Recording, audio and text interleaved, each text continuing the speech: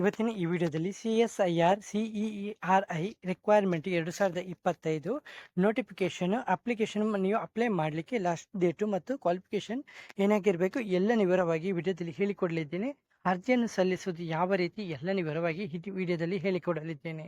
Video skip ಮಾಡದೆ ನೋಡಬೇಕು. ಚಾನಲ್ಗೆ ಹೊಸಬರಾದರೆ ಚಾನಲ್ಗೆ ಸಬ್ಸ್ಕ್ರೈಬ್ ಮಾಡಿ, ಹಾಗೆ ನಿಮ್ಮ ಫ್ರೆಂಡ್ಸ್ಗಳಿಗೂ ವಿಡಿಯೋನ ಶೇರ್ ಮಾಡಿ. ಯಾಕೆಂದರೆ ಅವರು ಈ ಕೆಲಸದಲ್ಲಿ ಅಪ್ಲೈ ಮಾಡಲಿಕ್ಕೆ ನೀವು ಸಹಾಯ ಮಾಡಿ ಕೊಡ್ಬೋದು. ಓಕೆ, ಇಲ್ಲಿ ಕೆಳಗಡೆ ನೋಡ್ಬೋದು ನೀವು ಯಾವ ರೀತಿ ಅಪ್ಲೈ ಮಾಡೋದು, ಯಾವ ಪೋಸ್ಟ್ ಅವೈಲೇಬಲ್ ಇದೆ ಎಲ್ಲನೂ ಇಲ್ಲಿ ನೋಡ್ಬೋದು.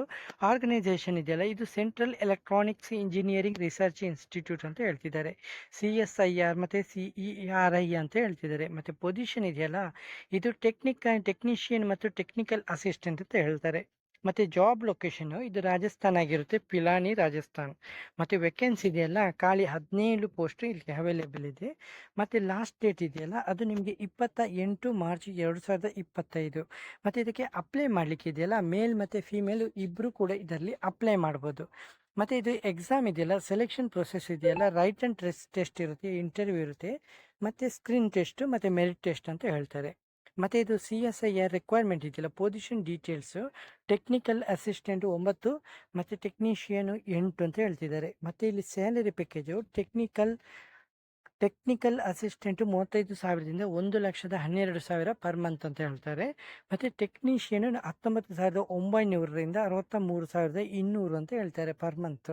ಓಕೆ, ಮತ್ತು ಇದು ಅಪ್ಲೈ ಮಾಡುವಂಥ ಡೇಟ್ ಇದೆಯಲ್ಲ ಆಲ್ರೆಡಿ ಸ್ಟಾರ್ಟ್ ಆಗಿದೆ. Last date 28/3/2025. ಮತ್ತು ಇದರಲ್ಲಿ ಅಪ್ಲಿಕೇಶನ್ ಫೀಸ್ ಇದೆಯಲ್ಲ, SC STಗಳು ಮತ್ತು ಅಬ್ರಾಡು CSIR ಇದು ತುಂಬ ಕ್ಯಾಂಡಿಡೇಟ್ಸ್ ಎಲ್ಲ ಇದ್ದಾರಲ್ಲ, ಇವರುಗಳಿಗೆಲ್ಲ ಉಂಟಲ್ಲ ಅಪ್ಲಿಕೇಶನ್ ಫೀಸ್ ಅಂತಲೇ ಇಲ್ಲ, ಫ್ರೀಯಾಗಿ ಅಪ್ಲೈ ಮಾಡ್ಬೋದು. ಮತ್ತು ಅದರ್ ಕ್ಯಾಂಡಿಡೇಟ್ಸ್ 500 ರುಪೀಸ್ ಪೇ ಮಾಡಬೇಕು. ಅದು ಕೂಡ ಆನ್ಲೈನ್ ಮುಖಾಂತರ, ಡೆಬಿಟು ಕ್ರೆಡಿಟು ನೆಟ್ ಬ್ಯಾಂಕಿಂಗ್ ಮುಖಾಂತರ ಪೇ ಮಾಡ್ಬೋದು.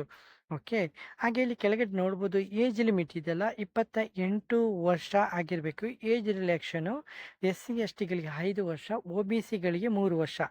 ಮತ್ತು ಇದು ನಿಮ್ಮ ಹತ್ರ ಡಾಕ್ಯುಮೆಂಟ್ ಇದೆಯಲ್ಲ, fill up the application farm ಆನ್ಲೈನಲ್ಲಿ ಫಿಲ್ ಮಾಡಬೇಕಾಗುತ್ತೆ. ಮತ್ತು qualification experience certificate, passport size photos, digital signature, ಮತ್ತು ಕಾಸ್ಟ್ ಸರ್ಟಿಫಿಕೇಟು, ಮತ್ತು ಏಜ್ ಪ್ರೂಫ್ ಆಗಿ ಸರ್ಟಿಫಿಕೇಟನ್ನು ಅಪ್ಡೇಟ್ ಮಾಡಬೇಕಾಗುತ್ತೆ.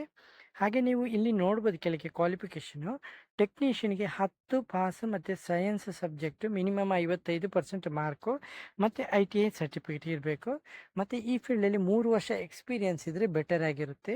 ಮತ್ತು ಡಿಪ್ಲೊಮಾ ಮತ್ತು ಟೆಕ್ನಿಕಲ್ ಅಸಿಸ್ಟೆಂಟ್ ಎಲೆಕ್ಟ್ರಿಕಲಲ್ಲಿ ಡಿಪ್ಲೊಮಾ ಇನ್ ಎಲೆಕ್ಟ್ರಿಕಲ್ ಇಂಜಿನಿಯರ್ಲಿ ಮಿನಿಮಮ್ 60 ವರ್ಷ, 60% ಮಾರ್ಕ್ಸು, ಮತ್ತು 2 ವರ್ಷ ಎಕ್ಸ್ಪೀರಿಯನ್ಸು. ಎಲೆಕ್ಟ್ರಾನಿಕಲ್ಲಿ ಡಿಪ್ಲೊಮಾ ಇನ್ ಎಲೆಕ್ಟ್ರಾನಿಕ್ ಕಮ್ಯುನಿಕೇಷನ್ ಎಲೆಕ್ಟ್ರಾನಿಕಲ್ಲಿ 60% ಮಾರ್ಕ್ ಇರಬೇಕು.